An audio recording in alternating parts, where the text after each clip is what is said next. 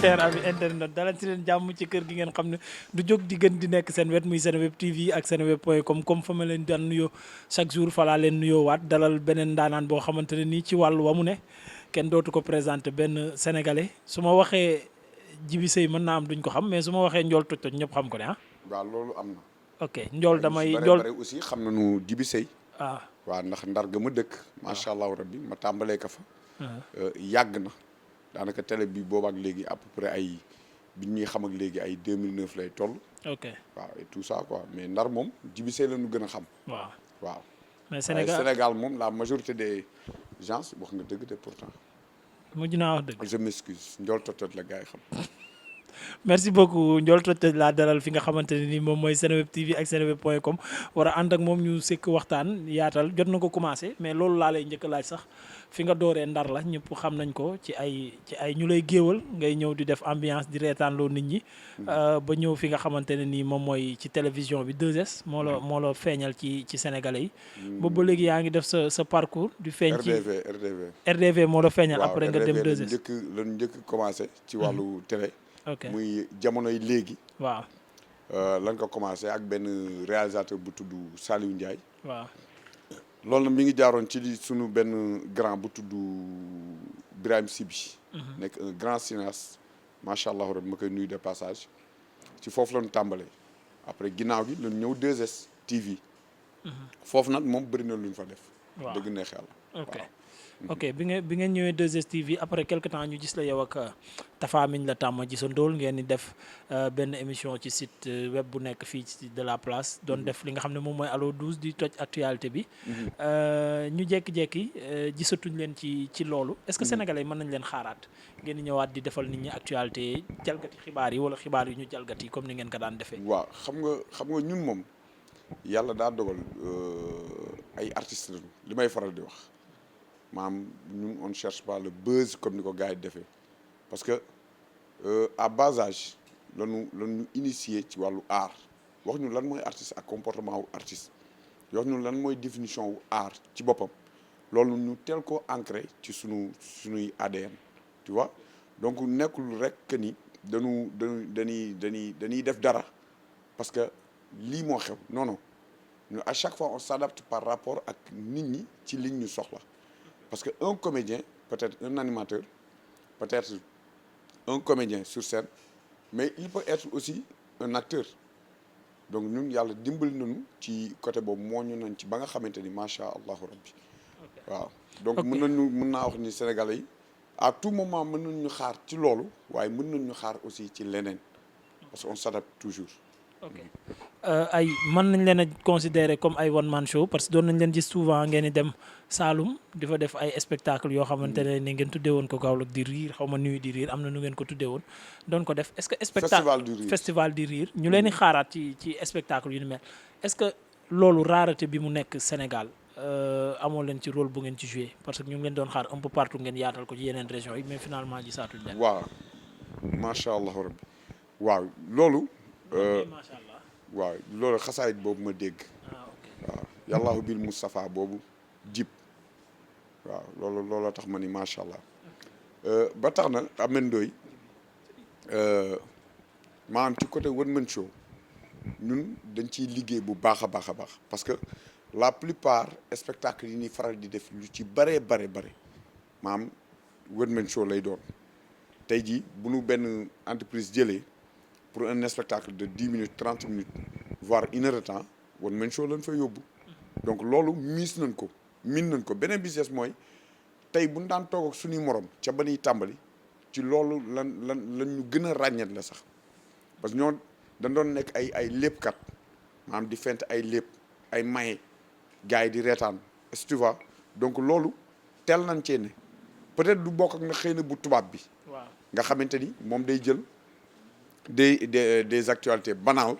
wala la vie quotidienne comme ni ko ni nit ñi di dundee lu banal mu jël ko tegaat ka ci bëtu nit ñi ñu di ko gis ñun par contre dañ doon fent ay lépp comme tey jii ni ko Abba Show di defee ak ñamu àndal ñoom Balla ak ñoom Tafaar gars yi noonu tu vois noonu ñun noonu lañ meloon ci koñ bi xëy na bii dañ ko moderniser teg seen ñooñu jàkkaarloog nit ñi di jouer ak di wax waaw dañ lay gis souvent ci ay vidéo aussi clip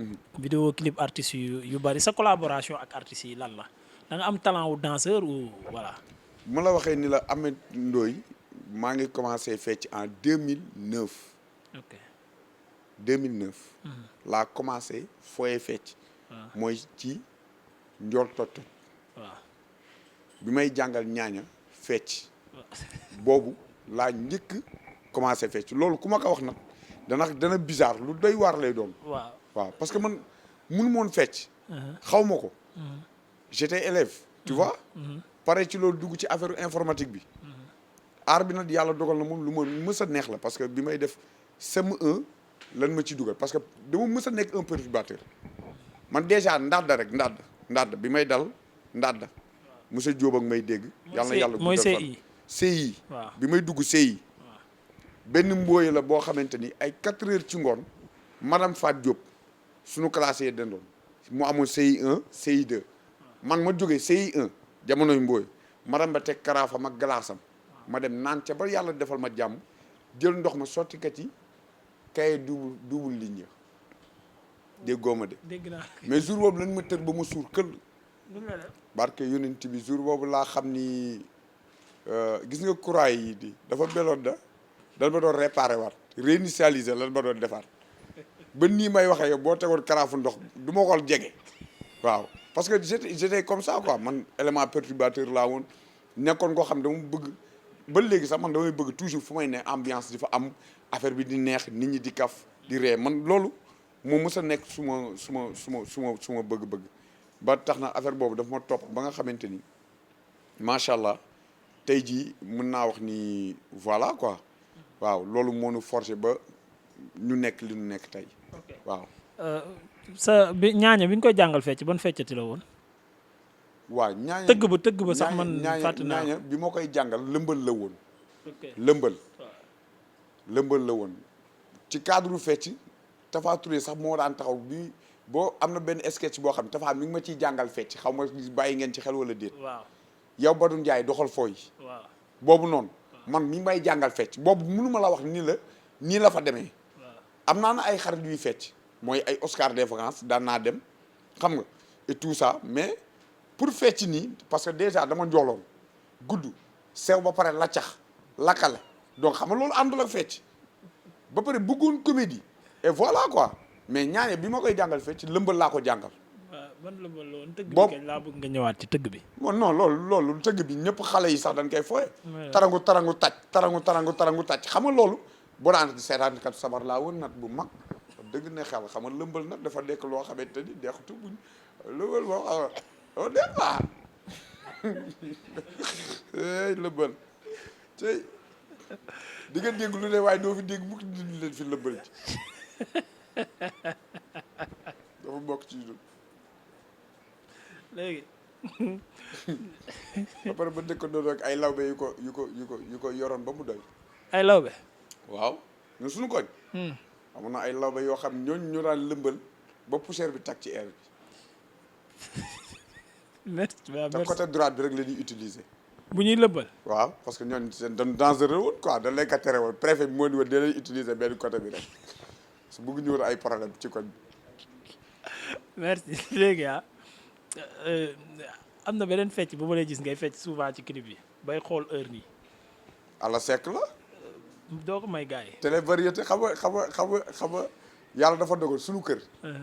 ndeysaan dafa bokkoon ci kër yi njëkkoon am télé ci Ndar. waaw bu ko defee télé góor gi daaw ko taal chaque jour comme tey nii Sénégalais yi di tiimee écran tout le temps baax na nag baax na parce que ñoom ñoo xam lañ cey seet mais écran bu bare day téye xelu nit. parce que da lay yóbbu ci leneen yow dootoo nekkati ku créatif. parce que tout le temps yaa ngi concentré wu ci yëfi jàmbur. yaa ngi nekk ci yëfi jàmbur yow doo nekk mukk ci sa yëf. moo waral léegi commentaires yi bare moo waral commentaires yu négatif yi xaw a sakkan. parce que toujours da ngay concentré wu yow ci dundu nit ki fàtte sa dund yow. tu vois. moo taxoon mag ñi bu njëkk télé samedi ba samedi lan ko daan taal. te dafa am heure bu ñu koy taal léegi nag bu ko defee ku mel ni émission Magatte Wade da nga daan concentré wu ci moment bu nekk ci lu ne da ngay concentré wu ci télé bi mooy ndeysaan bu naa wane Youssou Ndour muy dox ci booru piscine bi wala muy sangu ala seek xam nga fecc ba yàgg daan nit nii xam nga daal di xool montre bi affaire bi xam nga yooyu dafa nekkoon yu sensible yu daan seddal suñu xol barke yonent bi yàlla na ko yàlla yërëm suñu papa jooju jaay Rasulullah sa imaginer li ala xaw ma lu mu doon xool waaye loolu heure bi la doon xool moo taxit jot na de Djiby tey jii di ñu ngi nekkoon ci période yu difficile ci moment yu metti yi Sénégal corona bi et tout aar bi xawoon na taxaw aar bi xawoon na taxaw tey ji yéen loolu difficulté yooyu nan ngeen ko dundee ak mettit Ahmed Ndoye dund ko dund Ahmed Ndoye boo la waxee di la corona barki alxuraan wool sama yaay man ko jóoba dama lay yokkal sa néeg bi def ko mini salon defal la ci salle de bain ba waxtaan ceeg sama rakk maçon bi mu jox ma devis man bi ma xëyee suba Macky Sall génn ni couvre-feu daje yi tere dat ke Aliou Nguy Ndiaye appuyé li jóge ci man bu dul sama rakk ru yi tamit bàjjanam la amen maa ngi nii toog barki alxuraan ñaari contrat yoo xamante ni benn bi caravane orange la te xam nga ni orange la di fay non maa ngi jéggalu beneen bi waa PNL wowoon ma ba nu amoon lu nu fas ñoom binta ñaa yàlla guddal seen fan ba nu taxaw ba ma def sama calcul def sama lépp ba xalaat ni sax dama ciy génne waru gar ñu xam fa lu mu jéeg man subvention bi xam nga ñaata la man ñaari caravane yooyu bi ma calculer normalement man ak Tapha Touré ñoo ko waroon def ku nekk war a téye benn 3 millions su ma juumul noonu la demee woon malheureusement état bi nii corona bi am na yàqal ñu lu toll noonu ci xaalis 3 millions nga xëy suba ñun la subvention bi génne nañu 1 milliard pour subvention ma ne kon gouvernement bi nag mi ngi bàyyi xel artistes yi ñaanal président à l'avance mais dama téye woon ñaan gi parce que affaire nguur la nguur boo koy ñaanal bu ko ñaanal loo xamante ni tegagul sa loxo da ngay ñaan ba pare daan yow yàlla téel ma ñaan gi ba ma jot ci li tax ma ñaan xam nga ñaata lan wax subvention artiste bu ne 30 000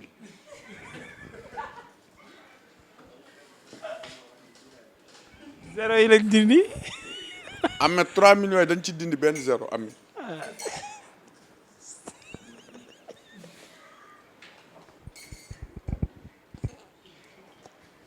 Ahmed barki Seydina boo xam ne bu ma nekkul woon jullit xaru naa man parce que déception boobu musuma ko gis ci àdduna ba pare man samay 30 000 ba léegi jotuma ci Ahmed léegi woo ma de lu tax parce que man dama ni man bokkatuma Arcos waaw parce que Arcos dafa amul lu ko taxoon a jóg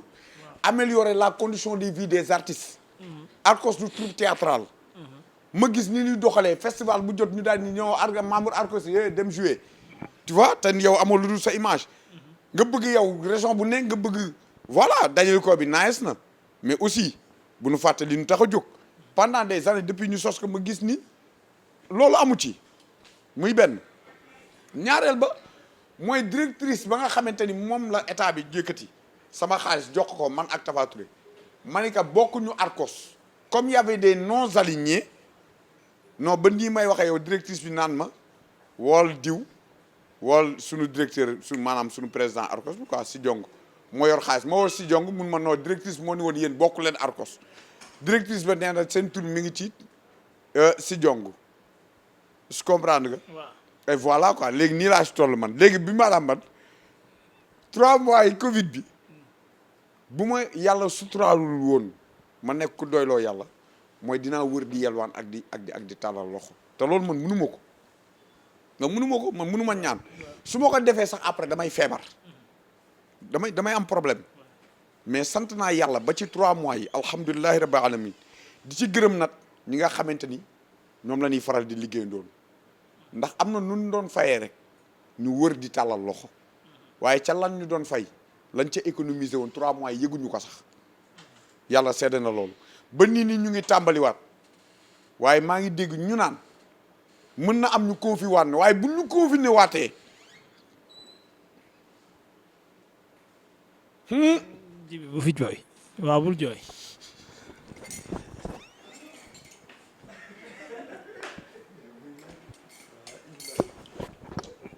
yàlla baax na am léegi fu mu tolloo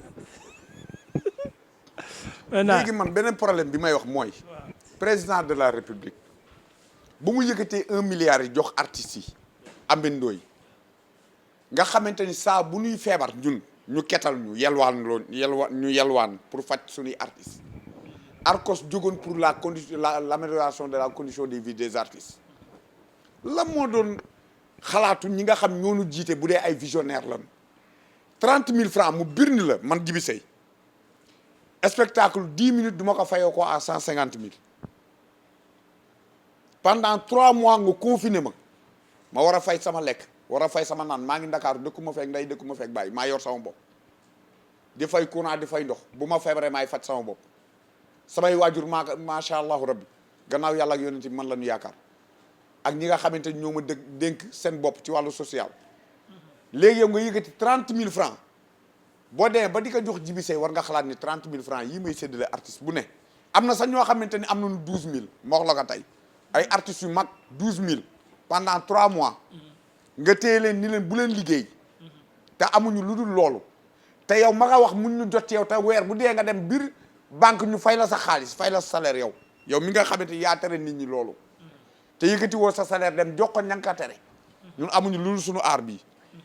waa léegi 1 milliard yi ban la ko joxee la moo ci teree yow visionnaire yu mag yi maanaam suñu njiit yi la moo leen tere woon ubbi mutuelle ñu commencé ko ci foofu pour au moins résoudre benn problème waaye dafa am lu ci làqu te loolu ca làqu suñu borom rek moo xam lan la waaye 30 000 francs yooyu séddale par artiste durant 3 mois ce qui veut dire que chaque mois état bi 10 000 francs la mën a dimbalee yow artiste bi xam nga loolu doy na waar. je comprends sa amertume maintenant. tey jii li nga fi wax yëpp c'est des problèmes yoo xamante ne c'est par rapport ak état bi par rapport ak organisation yi leen jiit mais yéen seen biir. ban taxawaay ngeen war a am ban leçon ngeen jàngat ci lii. ñun man de leçon bi ma ci jàngat mooy artiste bu nekk. war nga am ci looy investir. man jàngat boobu laa ci am. mooy que ni bul xalaat ni rek mi ngi neex. que ni lu naqati du am après. bul xalaat ni ndog-ndog du am. ca la nga am investir ci dara. loo xamante ni bu ëllëgee même bu fekkee lu mel ni amaan na ñu ne confiné nañu loolu dana la permettre nga ci am say revenu parce que tamit loolu mënut a ñàkk te artiste amul lu dul dignitéem sagam bu sàggee koo rek deseetul dara moo tax ñun dañoo maanaam suñuy mbir dafa sensible ñun darab yu weex lañu lu nu taasal lu nu tilimal dafa yomb tey munoo ak lu nit baax ci yow munoo ni chaque jour ngan ko jox ma wala may ma bu yàggee sa gémmiñ day xeeñ nefere dama yàlla balta ci wax ji donc baax na aussi ci liggéey nga investir ci dara man loolu laa ci jàngee quoi man de ma part personnelle. ok waaw. merci beaucoup tey jii loolu lépp muy problème yoo xam ne artistes yi ñu ngi koy jànkonteel li nga wax aussi ñun ñëpp gisandoo nañ ko muy problème. bu fekkee ne yéen ñi nga xam ne parce que ñàkk leen dimbali aussi état dëgg la waree fam la. mais bu ñu leen bëggee dimbali sax pour ñu fekk leen fenn dafay jafe est-ce que faute bi aussi du yéen. waaw maanaam pour ngeen dajaloo manko nekk benn sax ba bu ñu leen bëggee jox benn affaire am fu ñu leen ko tegal ça pose problème xam nga problème bi fan la nekkee waaw problème bi mooy tout d'abord xam nañu ràññat la nañu artistes yi nga xamante ni am nañu tur ak artistes yi amul tur. ok ràññee xam nañ leen parce que du nit ñi feeñ ci télé bi rek ñooy artistes de. am na ñeneen ñoo xam ñu ngi ci planche yi di liggéey. am na ñeneen ñoo xamante ni ñu ngi ci seen i ay bureau toog nekk ay scénaristes ñii ay réalisateurs ñii ay caméraman ñoo ñëpp dañu bokk ci art bi est-ce que comprendre nga donc art bi du artistes yi du rek ñun ñi nga xamante ni ñoo fés mais tey jii am na fooy toll am na sa barème fu muy toll am na looy liggéey tey jii ku mel ni man par exemple waxuma ni artiste la parce que loolu day xaw a jafe ma définir sama bopp mais yaakaar naa ni ku jot a def plus de 650 séries de sketch yaakaar naa kooku artiste la quoi il est reconnu pour man war na mën a am sax loo xamante ni dañ ko mën a ràññeetle mais pour te artiste comédiens yi amuñu carte de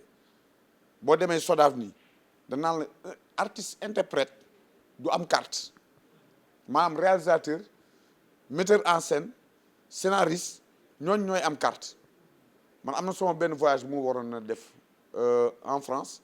ma bëggoon complémentarité de dossier ma ñëw Sodav bi ma leen ko waxee dañ ni ma non yow interprète nga tu vois donc waaw maanaam yow munoo am carte boo xamante ni état bi dañ la reconnaître keneen dañ la reconnaître maanaam mën nga nekk di interpréter pendant 20 ans comme ni ma ko defee man te état bi reconnaître la maanaam dina la xàmmee nii rek mais amul fenn foo xamante ni peut-être xëy na carte Arcos. ñu dugg ci beneen partie bi moom mooy par rapport ak cinéma Sénégal ni nga ko gisee tey art bi seen métier bi yéen d'une manière générale soo ko doon analyser nan nga koy analyser. waaw bëri na lu ci yokk sérieusement parlant. ok waaw bëri na lu ci yokk parce que bu njëkk da nga daan dégg rek Djibril Diop Mame Betty Ousmane Sembène maanaam ñooñu nga daan dégg ñooñu nga daan gis mais tey boo xoolee sunu télé yi cinéma gën na noo jege parce que ñooñu c'est ay film pour nga seetaanoon ko il faut que mu am benn ONG bu ko ñëw tekke ci koñ bi wa ilaa nga dem salle de cinéma fay sa xaalis pour seetaan ko léegi boo toogee tey à la télévision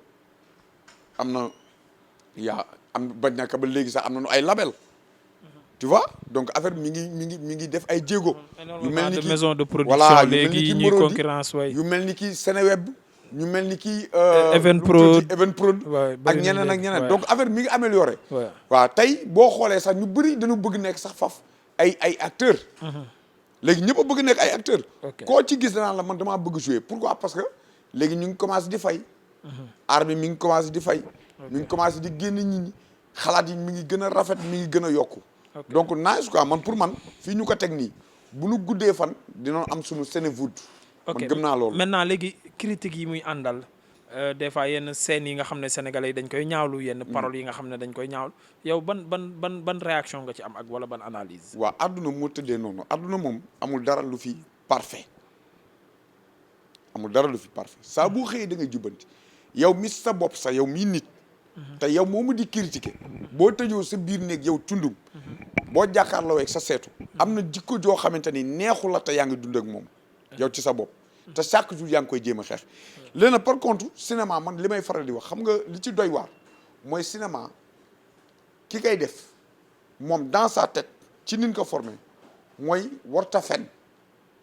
li am rek li mën a wax loolu en général bu koy def day metti parce que dëgg neexul maanaam lii dëgg neexul te ñun Sénégal li fiy dëgg boo ko génnee rek mu ñaaw xam nga comprendre nga ma wala comprendre room parce que tey jii bu ñuy wax loolu tout le monde fait allusion à infidèle ma xam réalisateur ba xam Ibou Guèye xam it équipe ba muy liggéeyal xam ñoom Maam Thierno yàlla dogal ñu daan liggéey mësal liggéey ci cadre cinéma benn réalisateur bu nekkoon France 2 Olivier Langlois ci benn film bu tudd àdduna la vie le monde macha allahu rabbi ma xam ñooñu seen xarañte ak seen xam-xam xam ñooñu seen gëm ak seen ragal yàlla mais loolu ñuy def mu tudd cinéma ñun sénégalais miinaguñ ko noonu trop parce que des fois dara dana génn nga jàpp ni amaana xëy na kii de dafa jóg pour tilimal wala pour ayibal. fekk mi ngi jubbanti. loolu mu lay wax boo xoolee ba ci biir loola jege la mbaa muy yow bu ko defee nga mën cee jubbanti sa bopp. parce que ngay xam ni lii ñu la war rafetul. mbaa kii lii muy def ma di jàkkaarloo moom ci télé bi lii muy def rafetul. bu dee man dama ko doon def dama koy bàyyi kon. nii rek la cinéma demee parce que Djibril Diop Mambéty dafa mës a wax mu ni bu ngeen bëggee defar film. gëmm leen te ngeen xippi bu ngeen xippee li ngeen jàkkaarloo loolay seen film. maanaam ce qui veut dire que ni tey boo toogee bëgg bind film nga jàkkaarloog société sénégalaise bi. lay daw ca infidèle nga di ko seetaan amaana boo ko xoolee ba ci biir loolooy li am. Mouhamed Diallo bi dogu bala Mouhamed Diallo benn jour dañuy waxtaan ci loolu. mu ne ma kenn mënta làkk. làkk boo xam ne waa dëkk ba làkk dégguñu ko. déedéet manoo nekk Sénégal di làkk bu ñu déggul. loo fi làkk rek c'est parce que dafay am. am na fi wax joo fi wax rek c'est parce que wax ji dafay nekk defoon ca biir ca dëkk ba dugg si dëkk bi ni mbaa fii amul sàcc ñun ko déedéet mun kon xam ngeen ka. kon am na sàcc ndax tur baa ngi fi. waaw parce que xam ngeen ka. merci beaucoup li ñu desee ci waxtu mu ngi waaj a jeex. tey jii ci génération bi ngay gis ñi ngay gis ci film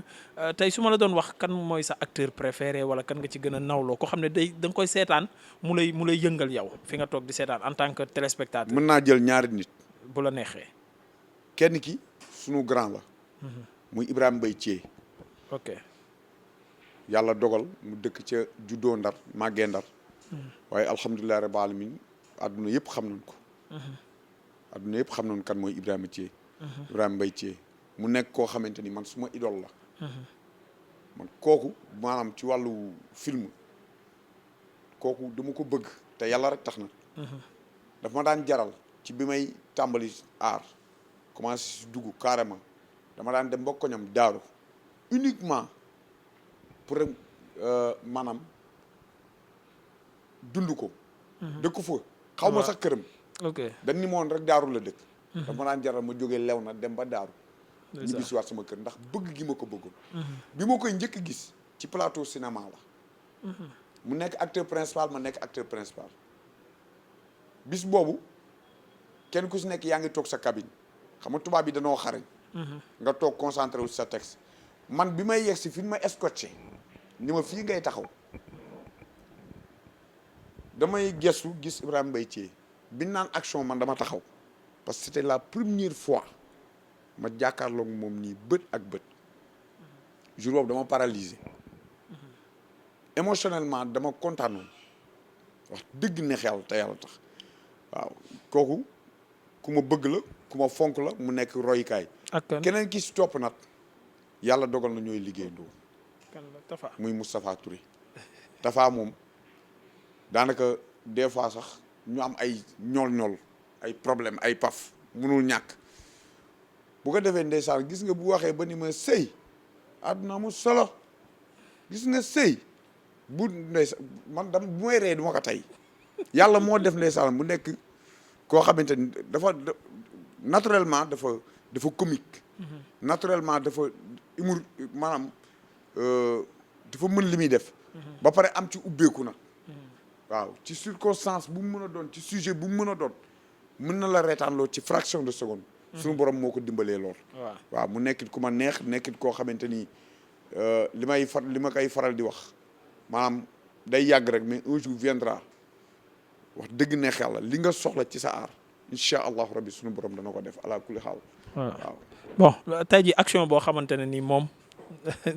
moo la gën a reetaanloo ci action am ci ba ngeen dalee nekk ba léegi ban action la soit ngeen defandoo ko wala nga toog. waaw loolu benn sketch la woon. boo xamante ni Tafa da doon lafañ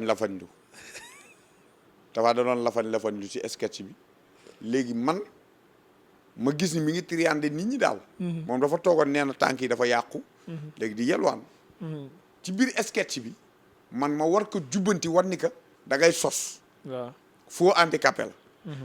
léegi fi mu toogoon ci suufu garab gi. man damay yóotu car rek di dóor. man li may dóor yëpp maa ngi naan Tafa mi bougé wul kon ce qui veut dire que dóor yi ma koy dóor amul impact. ndekete tànk yi ñoo sanax. toogaay bee daa nagam. mais gis nga bi Touré may sa jógee. waaw. moo raw lance pierre barke yonent bi non jour boobu damay ree bay jooy parce que la mu daw ba xam naa lii du asam. daw na loo xamante ni dafa anticiper lu bare daal ci ay dawam daal. waaw moom boo bëggee dégg-dëgg daw na ba daw loo xamante ne waru ko woon daw. waaw faw nga defal ñu benn lépp ak benn pas de danse bu ma bëgg nga defal ma. am na benn genre ngeros bu ma lay gis ngay def ci clip bu.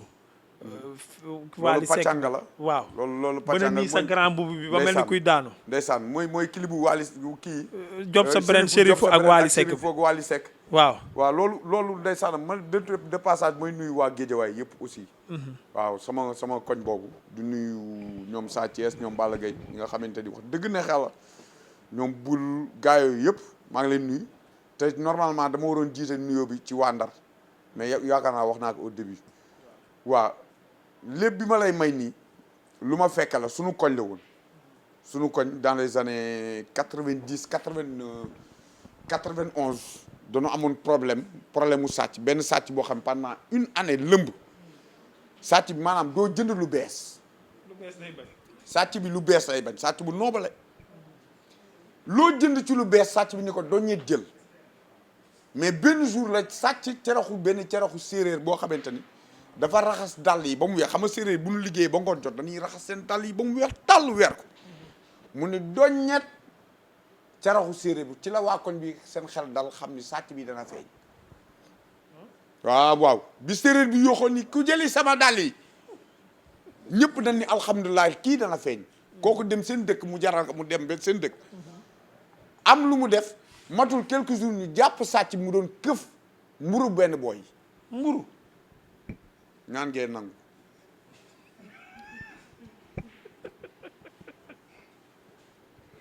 gars yi yóbbu police teg sàcc bi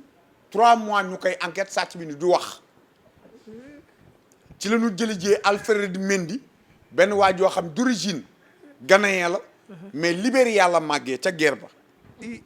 nationalité sénégalaise waa ju xam luy torture Alfred Mendy bi mu ne cëpp ci biir police bi fekk waa ji téye nañ ko bi nu wooyee Alfred daf ni danañ koy jox salade matin midi soir bi muy ñëw fekk na sàcc bi verte pendant 3 mois Alfred Mendy mi ngi woon ci ay mission diggante Irak Afghanistan Tanzanie ba yàlla dogal Alfred bi mu ñëwee jàppanteeg sàcc bi mu taalee lampe bi si la sàcc bi jàkkaarloog première fois nit depuis ñu jàpp ko ñu ngi ci enquête bi caraxu kii bi bu leen fàtte ni sàcc boobu moo daan jël suñuy mbir daal yu bees diggante 90 91 3 heures moins quart la njëkk sàcc 6 heures moins 10 ci la këf muru booy bi yàlla dogal bi Alfred Mendy ne carax dugg ci biir kii bi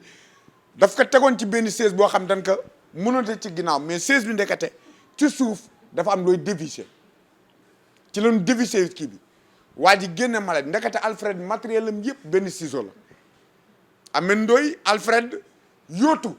pantalon sàcc bi dagg taatu kii bi yàlla dogal boo dee góor dana am lu wadd bi loolu waddee ci la Alfred di génne courant bi ñaari fil bu bleu ak bu rouge fu si ne mu daal di koy placé ci benn buulu waa ji dëmbay bés waa ji expliqué la mu jëloon yëpp ci koñ bi bësagul de courant ci fa mu nekk ak fa sàcc bi toogee ak éponge ba na mu ko tooyalee ci suuf ñaari seexu yàlla yi nga xam dañoo sensible ba nga xamante ni ku nu mës a laal foofu laal bu sensible wax nga lu ne kayitu kër yu dem yu baree bare loolay problème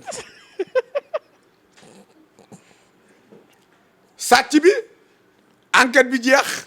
police delloowaat ka waa koñ bi ni leen avoué na tegal leen cassette bi wax la mu jëloon yëpp ci ban waxtu la ko jëlee sàcc bi expliqué avant ñuy laal courant bi ak fan ka def ci suuf police ñoo xarañ waa ji expliqué na ba muy commencé sàcc ndekete sàcc bi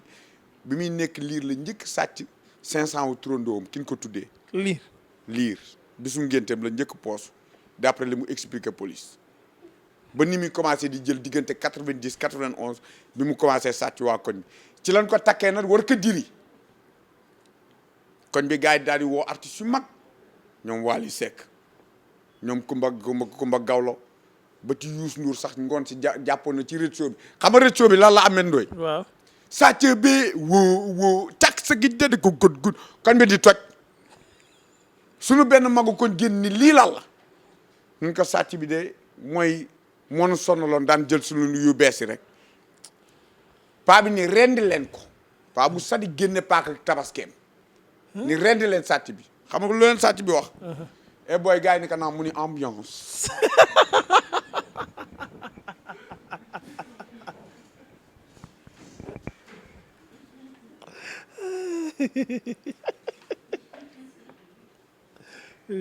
d'accord léegi nañu tëj émission bi ak pas de danse boobu moom faw nga may ñu ko quoi. waaw boobu faw nga may ñu ko. ci plateau ministre bi lañ koy defee wala. fan.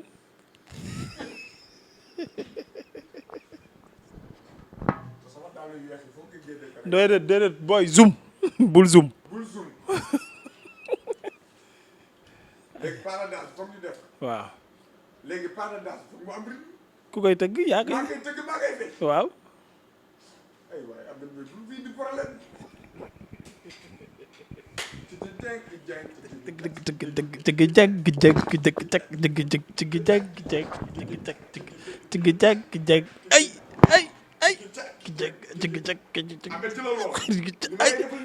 waaw nga ne ay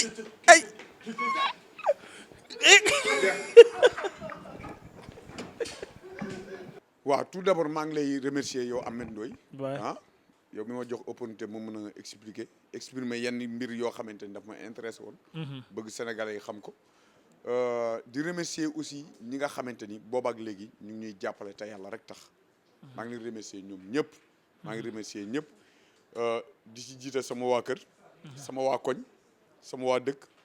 waaye rawatina fu fan su mën a nekk ci àdduna bi rek maa ngi lay béggee di wax ni daal nan ñuy